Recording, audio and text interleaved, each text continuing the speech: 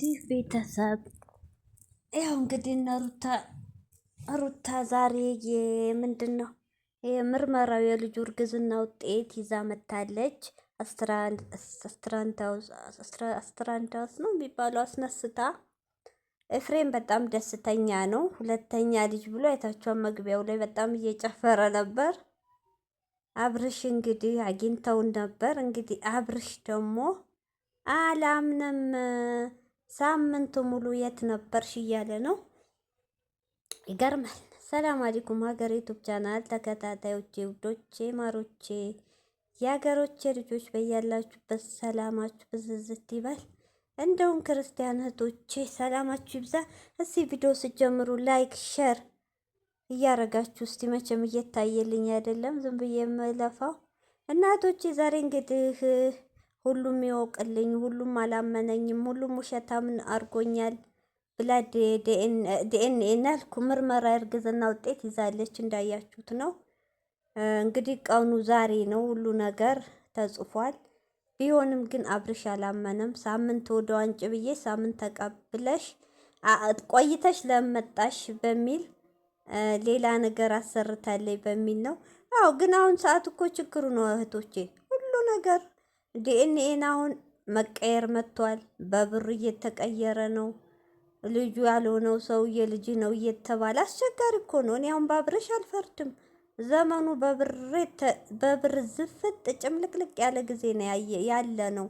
ብር ብዙ ነገር ይቀይራል እና ስለዚህ ግን እንደዛም ሆኖ ካላመንከኝ ና እንሂድ ኑን እያለች ነው። ገብቶቹ ኑ እንሂድ ከፈለክ እዚህ ይሄን የተመረመርኩበት ካልፈለክ ሌላ ቦታ ስትለው አብርሽ ደግሞ መሄድ አልፈልግም። አብርሽ ያስፈራው ነገር ምንድን ነው? የሄርሜላን ፍቅር ተቀብሏ ይሄ ይመጣል ብሎ አላወቀም። ዱብዳ ነው አሁን የመጣበት ፍቅሯን ከተቀበለ በኋላ ገብቷቸዋል። ስለዚህ ምን ይበል እንዴ? ምንም ቢሆን እኮ የሴት ልጅ መጥፎ ነው። አሁን ሩታ አረገዘ ሁለተኛና ሄርሜላ ይቅርታ ሊላ ነው አይላትም፣ አይችልም። እሷም ትጎዳለች። እና አብርሽ ሁለት መሀል ወንፊት ላይ ውሃ እንደመድፋት ሆኖበታል። የአብርሽ ህይወት በጣም ያሳዝናል። ሩታ አንተ ልማድህ ነው። ያኛውንም ልጅ ክደህ ነበር፣ በኋላ ነው ያመንክልኝ። አታስመስል፣ አንተ የምትኖረው ለሰው ነው፣ አስመሳይ ነህ እያለች ነው። በጣም ከባድ ነው። እኔ ለልጆች ያላንስም ይሄንም ያንም ማሳድጋቸዋለሁ ብላለች። ግን አባትነቱን ወቅ ነው ባለፈውም ብለዋለች። አብርሽ እዚህ ጋር አንተ ጭንቅላት የሚጠረጥር ከሆነ ሙሉ እምነት እንዲኖርህ እንሄድ እያለችው ነው። አንተ የፈለገው አንተ እንኳ እሷ ያለችው ሐኪም ቤት እንኳ የምትጠረጥር ቢሆን አንተ ያልክበት ውሰዳት እንሂድ፣ ለወንድሙም ለዛኛው ለትልቁ ብላለች። እንሂድ እያለኝ ነው። በቃ አንድ ሴት እውነት ካላት እንሄድ ካለች እኮ እህቶቹ ውሸት ነው አይባልም። ይህን ያህል እንዴ ይህን ያህል እንሂድ እያለች ዋሽታለ ይባላል እንዴ?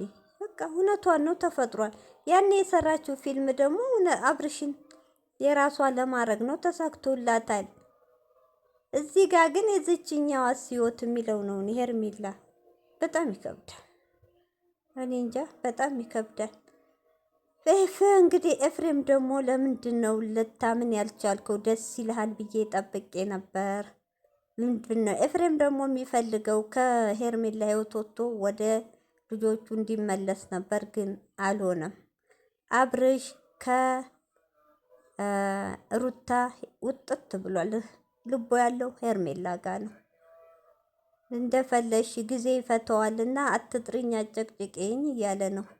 አብርሽዬ ሁሉ ነገር ተረጋጋ፣ ገብቷል። ተረጋጋ በቃ።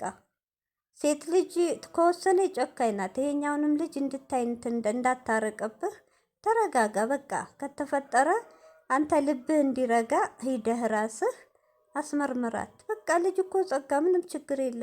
አዎ ችግር ላይ ነው ገባሁ። በጣም ይከብዳል።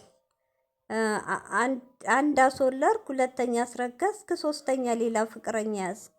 ለሰሚው ግራ። እውነት በጣም ይከብዳል። እንዲህ አይነት ነገር ከዚህ ነገር ይጠብቃል። ግራ ያጋባል። እኔ እንጃ ወላሂ። ኤፍሬም እንግዲህ መሀል ገባ ገባ ሲል እረፍ፣ አያገባህም። እኔ አብርሃቱን የምትፈልገው ከጎኑ አሁን ደስ ይለኛል። ሌላ ነገር ግን በህይወቴ ማንም አይወስንም እያለ ነው። ጥልቅ አትበል እኔ ህይወት አያገባህም ሲለው ያው ኤፍሬም እስከ መጨረሻው ሩቶ እስኪጨርስ መልስ አልሰጠም። አንድ ሰው ህይወት አትግባ ካለ ልክ ነው፣ አያገባውም እኮ የወንድም የእህት ቢሆን አያገባውም። አሁን ባለፈው ኤፍሬም በሀሚና በብሩክ ህይወት ገብቶ ያልሆነ ነገር ብዙ ተዳርሰዋል፣ አይታችኋል። ግን ከታረቁ በኋላ ምንድን ነው ያለው ብሩክ? ወንድም ያንተ ወንድምናት ቦታ ለብቻ ነው ያላት፣ ለእኔ ሌላ ነው ያለው ቦታ። የምነግርህ እኔና ሀሚ በተጋጨን ቁጥር ኤፍሬም መሀላችን እንዳገባ ነው ያለው። ትክክል እህቶቼ፣ ወንድምነት ሌላ ነው፣ ፍቅረኛ ሌላ ነው፣ ባል ሌላ ነው። ሁሉም ቦታ ላይ የራሱ። ስለዚህ ኤፍሬም አንተ ከቻልክ ሩታን ከጎኑ አሁን እንጂ ወንድምህ ጋር እንዳትጣላ። እራሱ እንግዲህ መፍትሄ ያብጅ ራሱ። ነገ ሌላ ቀን ነው፣ ጊዜ ይፈተዋል ብሏል እሱ። እንግዲህ ሌሊቱን ያው ነገ ደግሞ ምን እንደሚፈጠር አናውቅም። አብረሽ እኔ ግን ራስ በቃ አይምሮህ እንዲረጋጋ ሂደህ ራስህ አስመርምር። በቃ ትክክለኛ ማወቅ ከፈለህ ራስህ ሂድ። ይኸው እንሂድ እያለች ነው። አንተ ግግም ምን ያልከው? አላምንም እያልክ ነው። እንግዲህ እናያለን፣ ሁሉም ጊዜ ይፈተዋል።